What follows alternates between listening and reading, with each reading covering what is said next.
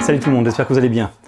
On pourra dire que cette OnePlus Watch se sera fait attendre et que c'était vraiment devenu une arlésienne. Finalement, en même temps que les OnePlus 9 et OnePlus 9 Pro, la marque chinoise a lancé sa montre connectée. Mais ce n'est pas tout à fait celle à laquelle on s'attendait après toutes ces années. Nous reparlerons d'ailleurs très prochainement des OnePlus 9, donc pensez à vous abonner et activer la cloche des notifications si ce n'est pas déjà fait, afin de ne pas louper les prochaines vidéos. Faisons à présent un peu le tour de ce qui nous est proposé avec cette OnePlus Watch, que j'aurais vraiment adoré pouvoir tester afin de voir ce qu'elle a dans le silicium. Malheureusement, je ne l'ai pas. Je pense que pour le moment, elle est encore sous embargo auprès de ceux qui en ont été destinataires, en tout cas jusqu'à sa sortie en avril. Pour ce qui est du design, nous sommes sur quelque chose qui correspond aux esquisses qui ont été présentées depuis quelques années maintenant, avec un cadran rond d'un diamètre de 46 mm. Elle pèse 45 grammes sans le bracelet et on retrouve 2 boutons sur la tranche. C'est un design très traditionnel. Ce n'est ni positif ni négatif comme remarque. Disons juste que cette montre, au premier abord, ressemble à beaucoup d'autres. Son diamètre de 46 mm ne conviendra sans doute pas à tout le monde, donc si elle vous intéresse, pensez à le vérifier si vous en avez la possibilité. Elle semble plutôt jolie, mais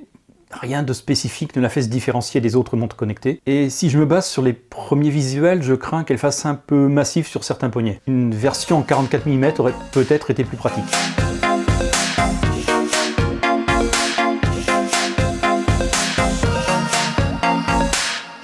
Côté hardware, assez peu d'infos, je n'ai pas trouvé par exemple le processeur utilisé, mais elle embarque une batterie de 402 mAh qui lui garantit une autonomie de 2 semaines d'après le constructeur. Alors, en usage standard bien évidemment. Sachant qu'elle tourne sur un OS propriétaire et non Wear OS, mais nous en reparlerons un petit peu plus loin dans la vidéo, cela contribue bien évidemment à cette autonomie. Et là aussi, elle fait comme plusieurs autres montres connectées similaires sur le marché, donc les 2 semaines devraient être tenues. Par contre, un élément vraiment intéressant, c'est sa charge rapide. Le constructeur nous dit qu'en 20 minutes de recharge, il sera possible de récupérer 1 semaine d'autonomie. Et ça, c'est un point vraiment très positif. OnePlus nous mentionne également un espace de stockage de 4 Go, et contrairement à ce que j'ai pu lire ou entendre, eh bien le site de OnePlus le présente comme l'espace total disponible et non pas 4 Go uniquement alloué à un stockage pour la musique. J'aurais vraiment préféré un stockage de 16 Go ou même de 8 Go comme la plupart des concurrents. Là, 4 Go c'est vraiment limite. Pour stocker les applications et leur contenu, vous pouvez oublier. Notons enfin qu'elle est IP68, mais là rien que de plus normal puisqu'elle est destinée notamment à des usages en piscine et des sports extérieurs.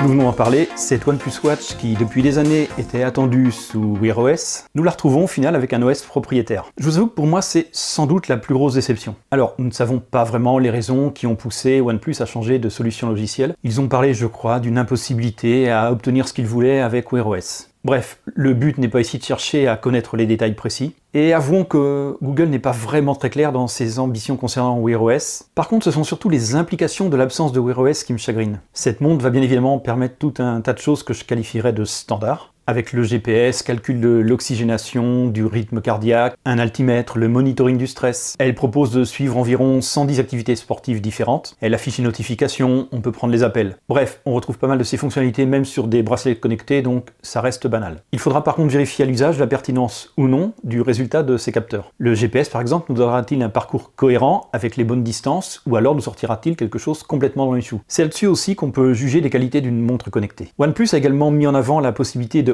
commander sa télé depuis la montre, mais bien évidemment pour ça il faudra que vous ayez une télé OnePlus. Par contre, pas de NFC et donc de facto pas de Google Play, ni tout autre service de paiement sans contact d'ailleurs. Et ça en 2021, c'est vraiment dommage. Ce que j'attends d'une montre connectée, c'est la possibilité de passer par exemple du smartphone à la montre, mon trajet via Google Maps, d'avoir des informations précises dans les transports avec l'application Citymapper, de payer sans contact, de pouvoir installer des applications tierces. Je ne suis même pas certain qu'on puisse installer quoi que ce soit ici d'ailleurs, le faible stockage ne laissant que très peu de marge. Pour moi, la montre connectée doit être une véritable extension du smartphone. Un peu comme l'est l'Apple Watch, le maître étalon dans le domaine. Cette OnePlus Watch, à l'instar de la majorité de ses concurrentes d'ailleurs, ne coche malheureusement pas toutes les cases. Se pose aussi la question du suivi logiciel. Je ne suis pas certain qu'elle évolue beaucoup à l'avenir, pour certaines raisons, entre autres que j'évoquerai dans la vidéo sur le OnePlus 9, et c'est là aussi un point à prendre en compte, là où une Apple Watch sera mise à jour pendant 4 ou 5 ans au moins. Au final, ce ne sont pas des critiques des choix de OnePlus, c'est juste la constatation d'une déception. Et j'ai conscience que c'est très personnel comme déception. D'ailleurs, dites-moi dans les commentaires si pour vous cette OnePlus Watch est une belle surprise, ou, comme moi, une petite déception.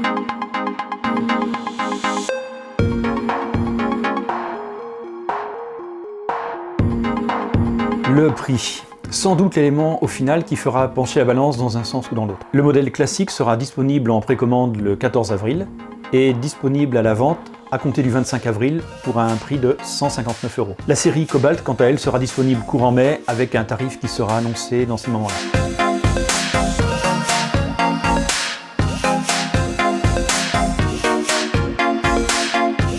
Ce prix me laisse un peu perplexe. OnePlus se positionne, pour faire très simple, entre la Mi Watch de Xiaomi ou la Realme S Pro qui a été annoncée le lendemain de OnePlus et la Galaxy Watch de Samsung. Aura-t-elle suffisamment d'arguments pour se faire une place? Je n'en suis pas certain. Cette OnePlus Watch est pour moi un petit peu l'image de OnePlus depuis environ un an avec ses tentatives de diversification. Elle reprend ce qui existe pour occuper un créneau sans vraiment apporter de plus-value. Il faut reconnaître que la marque n'est quand même plus tout à fait aussi attirante depuis environ 18 mois. Elle se cherche et certaines petites inquiétudes pointent depuis l'été dernier. Donc, pas sûr que les gens soient forcément tentés par l'aventure. Cette montre n'en reste pas moins intéressante, mais à 159 €, elle sera sans doute environ 30 € trop chère pour lutter face à la concurrence. J'espère que cette vidéo vous a intéressé. Si c'est le cas, mettez un petit commentaire, ça fait toujours plaisir à lire. Et surtout, pensez à mettre le pouce qui va bien, c'est vraiment très important pour le référencement. Pensez également à partager la vidéo sur les réseaux sociaux, à me suivre.